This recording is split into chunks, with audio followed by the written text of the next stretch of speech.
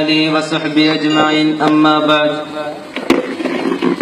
ബഹുമാനിക്കാനും ആദരിക്കാനും സ്നേഹിക്കാനും കടപ്പെട്ട ഉസ്താദുമാർ, സാദാത്തുക്കൾ, മുതഅല്ലിമീങ്ങൾ, മറ്റു നാട്ടുകാരെ, നാം ഇന്നിവിടെ ഒരുമിച്ച് കൂടിയിരിക്കുന്നത് ലോകം തന്നെ സൃഷ്ടിക്കാൻ കാരണക്കാരായ ഹബീബുന മുത്ത് മുഹമ്മദുർ റസൂലുള്ളാഹി സ്വല്ലല്ലാഹു അലൈഹി വസല്ലമ തങ്ങളുടെ ജന്മദിനത്തിന്റെ ആഘോഷവേളയിലാണ്.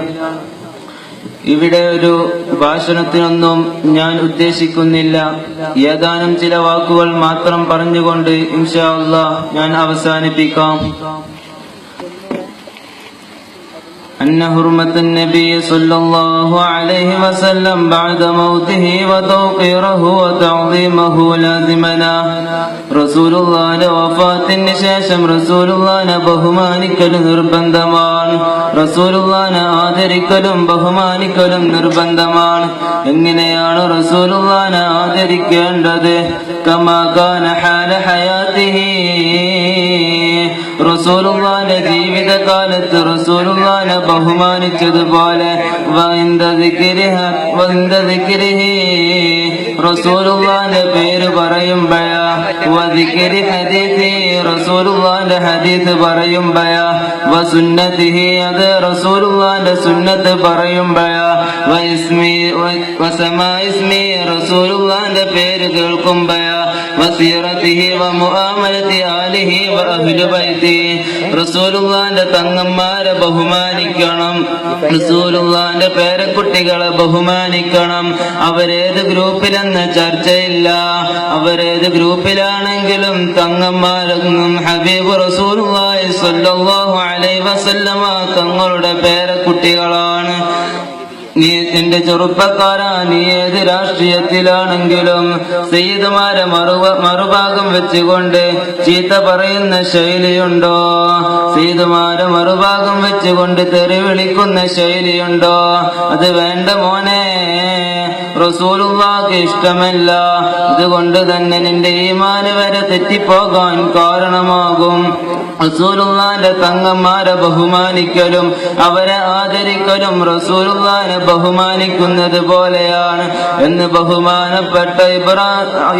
ബഹുമാനപ്പെട്ട ഖാദിയാനി റളിയല്ലാഹു അൻഹു പറയുമ്പോ, അതേ ബഹുമാനപ്പെട്ട ഇബ്രാഹിം നജീബ് റളിയല്ലാഹു അൻഹു അവിടുത്തെ കിതാബിൽ രേഖപ്പെടുത്തുന്നു, വാജിബുൻ അലാ കുല്ലി മുഅ്മിനിൻ മുഅ്മിന മതാ കാന ദികും മതാ മുഖറഇന്നഹു, റസൂലുള്ളാഹിനെ ബഹുമാനിക്കൽ നിർബന്ധമാണ്.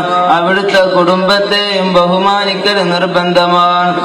റസൂലുള്ളാഹിന്റെ പേര് ഒരാൾ പറയുമ്പോ, അത് റസൂലുള്ളാഹിന്റെ പേര് മറ്റൊരാളെ മുമ്പിൽ പറയപ്പെടുമ്പോ മുഅ്മിനായ എല്ലാ ആളുകളുടെ മേലും നിർബന്ധമാണ്.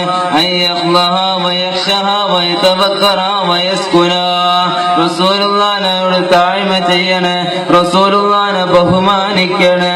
റസൂലുള്ളാഹിന്റെ സദസ്സ് തുടങ്ങിയാൽ അങ്ങോട്ടും ഇങ്ങോട്ടും നടക്കാതെ അച്ചടക്കത്തോടെ ഇരിക്കണേ. അതൊക്കെ റസൂലുള്ളാഹിനോടുള്ള ബഹുമാനമാണ്. വയഖുദു ഫീ ഹൈബതിഹി ويأخذ في هيبته وإجلاله بما كان يأخذ في نفسه ولو كان بين يديه. അത് റസൂലുള്ളാഹിനെ ബഹുമാനിക്കണം. സ്വലാത്തിന്റെ മജ്ലിസിൽ വരണം. അങ്ങനെ റസൂലുള്ളാഹിനോടുള്ള റസൂലുള്ളാഹിനെ ഹുബ്ബ് വെക്കണം.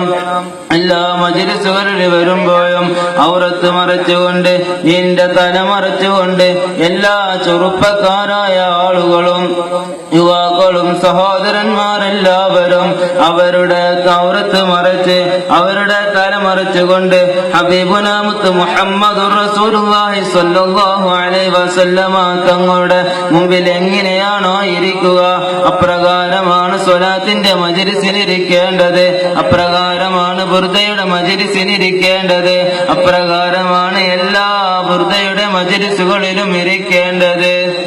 അതുകൊണ്ട് റസൂലുള്ളാഹിന് ഒരുപാട് ഹുബ്ബ് വെക്കണം, അവിടുത്തേക്ക് ഒരുപാട് സ്വലാത്തുകൾ ചെല്ലണം. അങ്ങനെ റസൂലുള്ളാഹിനെ ഖുദത്തിലും മനാവിലും കാണാൻ അല്ലാഹു തൗഫീഖ് നൽകട്ടെ. ഒരു ചെറിയ സംഭവം മാത്രം പറഞ്ഞുകൊണ്ട് ഇൻഷാ അല്ലാഹ് ഞാൻ അവസാനിപ്പിക്കാം. ഒരിക്കൽ ഹബീബുനാ മുത്ത് മുഹമ്മദുർ റസൂലുള്ളാഹി സ്വല്ലല്ലാഹു അലൈഹി വസല്ലമ തങ്ങൾ അവിടുത്തെ സ്വഹാബാക്കൾ എല്ലാവരെയും ഒരുമിച്ച് കൂട്ടിയിട്ട് അവരോട് പറഞ്ഞു, നിങ്ങളുടെ ധനമെല്ലാം കൊണ്ടുവരാൻ, നിങ്ങളുടെ സമ്പത്തെല്ലാം ഇവിടെ കൊണ്ടുവരാൻ പറഞ്ഞു. അങ്ങനെ സ്വഹാബാക്കൾ എല്ലാവരും നബി തങ്ങൾ പറഞ്ഞ കാരണത്താൽ ഒരു വീട്ടിൽ പോയി സമ്പത്തെടുക്കാൻ പോയി. അപ്പോ ഉമർ റളിയല്ലാഹു അൻഹുവിന് ഒരാഗ്രഹം, നബി തങ്ങൾ എന്ത് പറഞ്ഞാലും അതിലൊക്കെ അബൂബക്കറിന് സിദ്ദീഖ് റളിയല്ലാഹു അൻഹു ആണ് മുമ്പിലുണ്ടാവാറ്. അതുകൊണ്ട് ഇപ്രാവശ്യമെങ്കിലും സിദ്ദീഖ് റളിയല്ലാഹു അൻഹുവിന്റെ മുമ്പിൽ കടക്കണം. അങ്ങനെ ഉമർ റളിയല്ലാഹു അൻഹു വീട്ടിൽ പോയി അവിടുത്തെ സമ്പത്തെല്ലാം കൊണ്ടുവന്നു, സ്വഹാബാക്കൾ എല്ലാവരും കൊണ്ടുവന്നു. അവസാനം അതാ ഉമർ റളിയല്ലാഹു അൻഹു കടന്നു വരുന്നു. നബി സല്ലല്ലാഹു അലൈഹി വസല്ലമ തങ്ങൾ അവിടുന്ന് സമ്പത്ത് ചോദിച്ചു. എന്നിട്ട് നബി സല്ലല്ലാഹു അലൈഹി വസല്ലമ തങ്ങൾ ചോദിച്ചു, ഇനി എന്താണ് വീട്ടിൽ ബാക്കി വെച്ചിട്ടുള്ളത്? ഉമർ റളിയല്ലാഹു അൻഹു പറഞ്ഞത്, ഇതിന്റെ നേരെ പകുതി എന്റെ വീട്ടിൽ ഞാൻ ബാക്കി വെച്ചിട്ടുണ്ട്. അടുത്തത് സിദ്ദീഖ് റളിയല്ലാഹു അൻഹു ആണ്. സിദ്ദീഖ് റളിയല്ലാഹു അൻഹുവിനോട് നബി സല്ലല്ലാഹു അലൈഹി വസല്ലമ തങ്ങൾ ചോദിച്ചു, ഇനി എന്താണ് ബാക്കി വെച്ചിട്ടുള്ളത്? അപ്പോൾ അവിടുന്ന് പറഞ്ഞത്, അല്ലാഹുവും അവന്റെ ഹബീബുമല്ലാതെ എന്റെ വീട്ടിൽ ഞാനൊന്നും ബാക്കി വെച്ചിട്ടില്ല. അത്രമാത്രം സ്നേഹിച്ചിരുന്നു നബി തങ്ങൾ. എന്തൊരു കാര്യം പറഞ്ഞാലും